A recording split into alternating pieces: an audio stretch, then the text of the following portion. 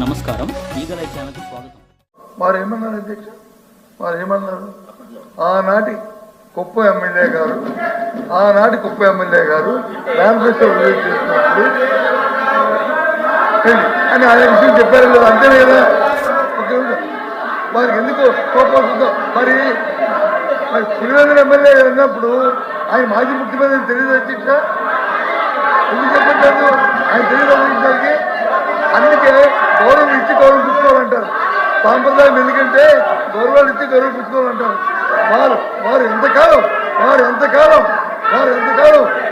Pulivendula MLA అంటారో అంతకాలం ఆనాటి కుప్ప ఎమ్మెల్యే. అందులో తారతమ్యం లేదు, అందులో ఏమీ లేదు, ఎవరు విషయాలు సమస్య లేదు.